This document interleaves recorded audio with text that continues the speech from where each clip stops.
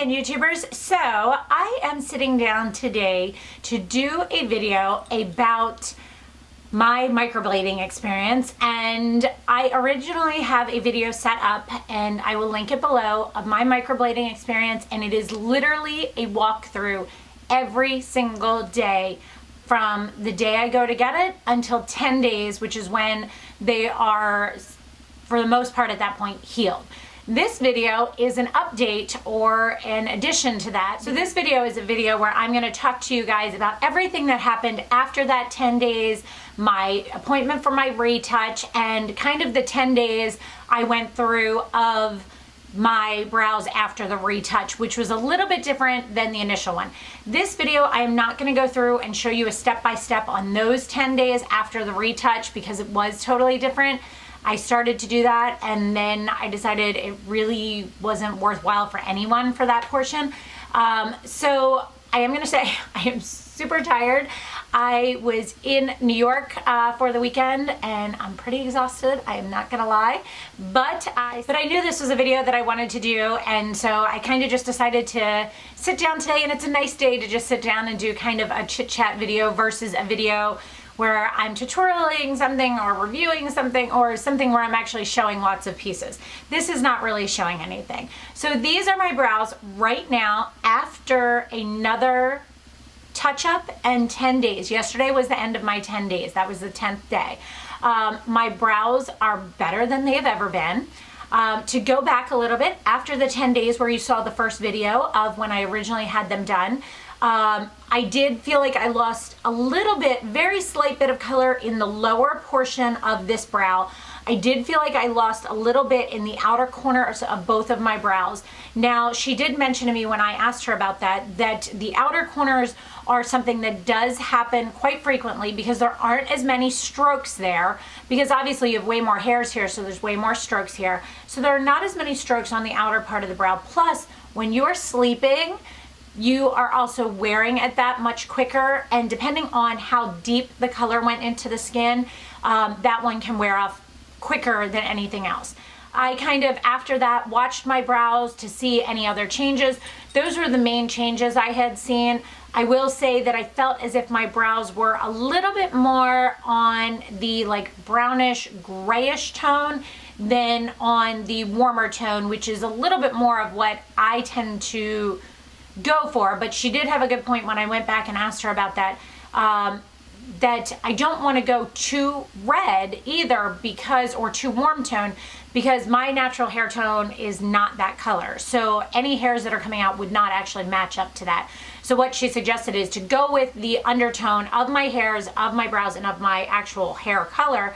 And then if I want to, add a little bit of powder in to bring that warmth back, because also if I do highlights and I go lighter, or if I go back to my natural tone and don't have as much red to my hair, then that would be extremely off.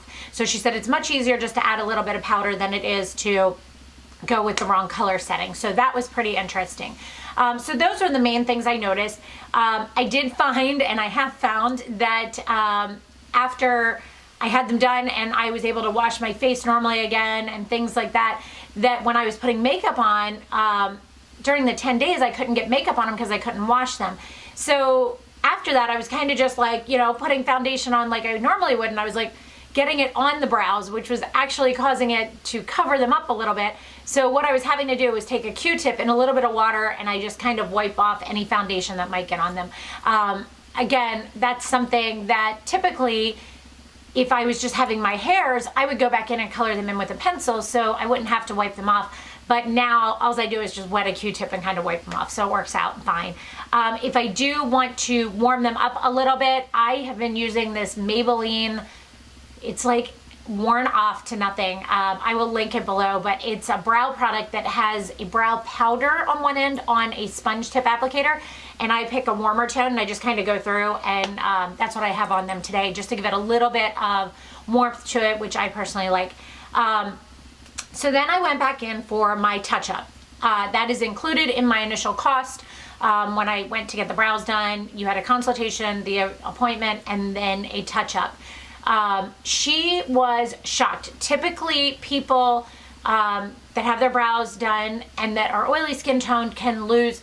This is hers. Now, I have heard of hers, she says, generally lose around 10 to 20%. Now, I have seen people, like, if you talk to Lola Marie 7, Jess, I think she lost like almost 40% of her initial color from hers. A lot of that could be the fact that the girl I went to didn't do the numbing, if you remember, on the first round of it, because I am oily skin tone, and she said that would help the color stick in better and the product stick better. I would say that I probably only lost about maybe 5 to 10% at the most, but remember, as I told you in the first video, my brows bled a ton when I had them done the first time.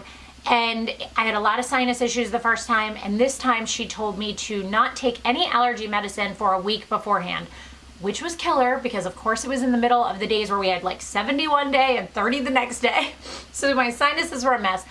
But when I went the second time, they hardly did any bleeding. So it was definitely the Allegra and the sinus pressure that was causing some of the bleeding. That being said, when I was there the first time, she thought because of the amount of bleeding that I had that the color would not stick very well. So she was estimating that I would lose closer to the 20 to 30% of color in them, which I didn't. And both she was even surprised about it. She's like, I'm really surprised this held this well. So I went in for my touch-up. First round, again, she looked at them, she checked them, she didn't do a full-fledged measurement the second time because the lines were already there. She just went through and looked at them and saw where she had to fill in. And where the spots where she filled in was she filled in right through here. She found a couple hair holes, I guess, that like almost looked like I had tweezed a hair or something in through this brow, and then both of them out on the outer edge. So again, she did not numb me for the first time around, but it was nothing compared to that first set that I had. Because again, she mentioned to me she didn't go as deep for the round this time because she didn't need to. They needed to be more feather strokes just filling in. They were not the initial strokes. So it was nothing this time at all. Then when she put on a mask, I'll insert a photo here as well. When she did a mask this time, the first time if you saw the mask she put on, which was kind of like when I looked like I had big caterpillar eyebrows, it was a really dark brown she had done. And what she did this time was the mask she used was a red undertone mask. And what that did was that helped in the ink to pull a little bit more warmth to it because she didn't want to change the ink color, but she wanted to give me a little bit more warmth without making that warmth permanent. So she put a mask on that pulled a little bit more warmth to it. Then she went through and then she did the numbing and then she did another round. She only did the initial round with no numbing and then a second round. And then I take that back. She actually went in and put a couple extras in after that. So she did a third kind of round. The third one was just like maybe 3 or 4 little strokes. And then she put another mask on and I sat there and waited for a little bit. She wiped the mask off, but we didn't. She wiped the mask off and that gave it a little bit more warmth to it. She also mentioned to me at that time, if I ever feel as if my brows are too dark for the hair color I have, or not warm enough, that I can go in and she can simply put a mask on and that will adhere. It's kind of like when you did a brow tint, you know what I mean? Like you could color your brows. It's very similar to that. She puts a mask on and it can tint them. I will say that with the red mask, that I had a lot of redness around it. It actually looked a little bit worse than the first time I went through and had the full brows done. But the mask itself did definitely give me more warmth to the color, which I liked a lot. But I totally trust her and agree with her of what she did as far as the actual color for my brows. It's very easy to put a little bit of brow powder in. Now, the difference with this additional 10 days was I still wasn't able to work out. I still wasn't able to wet my brows, all of those different things. I still used the A&D. All of those things remain the same. The main differences were things like it wasn't as dramatic. When they got darker in the darker stage, it wasn't like crazy dark like it was before. It was just kind of looked like I had a couple darker hairs. And then through the process of when it goes through the shedding or flaking, it looked like before I would have chunks where it was like a dot, like it looked like I pulled a whole chunk of hair off in a spot, whereas this looked just like my normal brows. You did not notice it unless you were in like a magnifying mirror looking at it. You didn't notice it at all. It was definitely something that the second time around I had to catch myself when I was doing things like washing my face to not get them wet, because you didn't think about it as much because it wasn't as predominant. It was just little hairs. It wasn't as noticeable. It wasn't this full-fledged process. So with that, it was definitely something I had to consciously think more about. And what I did with that was, because I use a washcloth to wash my face versus like a Clarisonic, I set the washcloth out on the sink. So when I turned on the water, it was the first thing I saw that I wouldn't think to splash water all over my face like I typically would. I would just take the water and put it on this side of my face and then take a little bit and go like this, then soap it and wash it off. But I will say that this is one of the best choices I made to do. It makes such a difference with my face. Excuse my eyebrows. Not my eyebrows, my lines through here. I can always tell when I need Botox because I get this weird little, like, do you see this like hump thing here? It's kind of weird. It's weird. I can see it, but you guys might not be able to. But I'm going this week for my Botox anyway.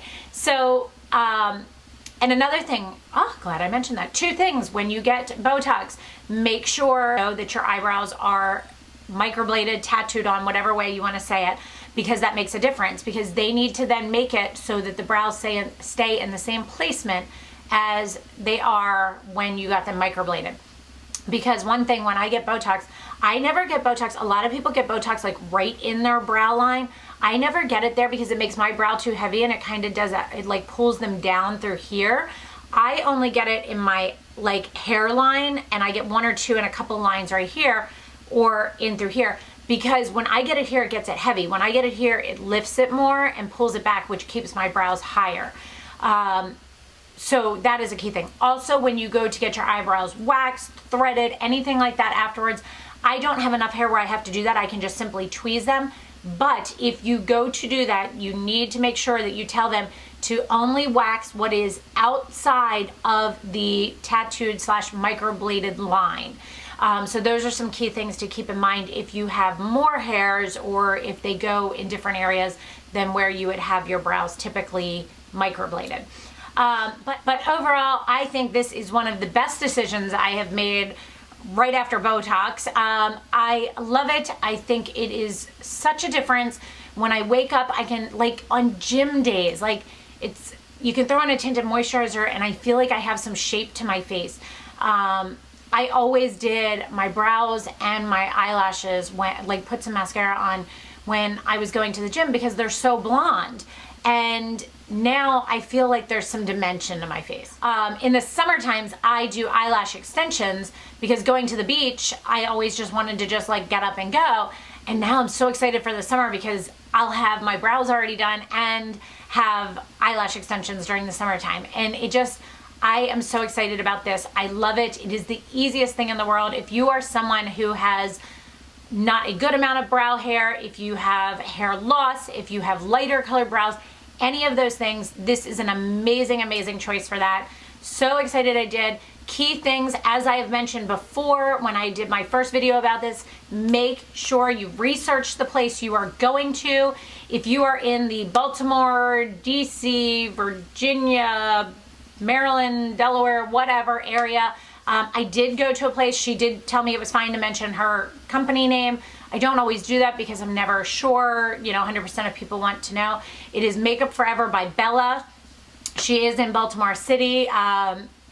Very easy to get in and out of. Parking is easy, nothing to worry about. I will post a link below to her Facebook page and her Instagram page. She is just amazing. I did my research. I knew what I was getting into. Again, we'll mention this. She does medical grade tattooing. She does permanent makeup tattooing.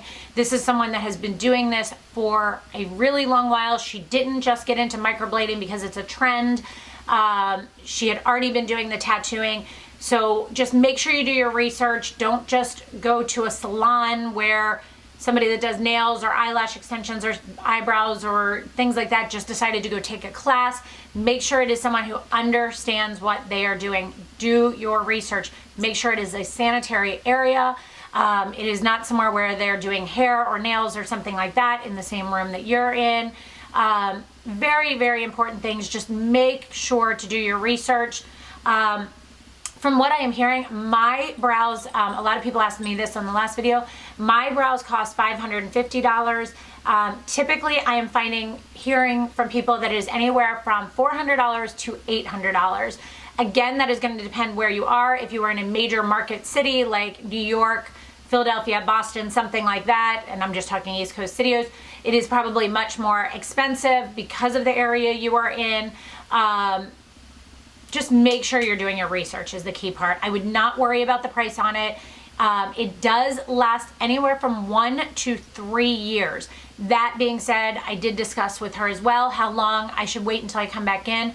She said she typically suggests for someone to come back in for a touch-up about every 1.5 to 2 years, depending.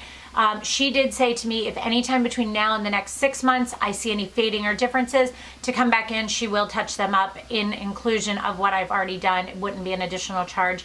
It is $50 for a touch-up. Again, she said you are going to see more fading in the areas that are possibly the thinner areas, the outside areas of the brows, things like that. Maybe on the inner corner where they are shorter hairs than longer hairs through. But again, overall, so well worth it. Definitely check out some people in your look, ask for photos, ask for recommendations, talk to other people that have gone to them. Do your research 100%. So I hope you guys found this little video with an update on my microblading experience helpful for you. If you have any questions that I did not touch on my last video or this video, please, please, please let me know. I will try to answer anything I can. If I don't know an answer, I will refer you to Bella. But definitely let me know if you have any questions whatsoever. What else I am wearing on my face? Today I have on Becca Under Eye Brightener, Giorgio Armani Fabric Foundation, Chanel Bronze Universal, MAC Mineralized Skin Finish as my bronzer, Tarte Maracuja Creaseless Concealer under my eyes, RCMA No Color Powder to set. On my eyes, I have on Bare Minerals Top Shelf Duo with the Tarte Clay Liner, Chanel Base Mascara, which is a mascara base, a white one, Chanel Le Volume de Chanel. On my lips is a Deck of Scarlet Lip Liner with Chanel Boy, I think, is the lipstick. It's like one of those Cocoa Shines. And then I have on a YSL gloss. I have on my Covet Initial, which is crooked. This is the Amala pendant, which I love, and I love hearing it dangle. I have on a David Yurman ring, my normal ring watch, normal earrings. The sweatshirt I am wearing is a distressed one. I got this from Nordstrom's. I have on a pair of Joe's jeans and those little Target booties that I love that have a little bit of a heel. My hair is just braided back, and then I bring the braid back to my ponytail because I had no energy to do my hair today, not gonna lie about that. So anyway, I hope you guys enjoyed that. Please let me know if you have any questions whatsoever. Please don't forget to subscribe to my channel if you are not already. And thanks so much for watching, guys. Have a great day. Bye.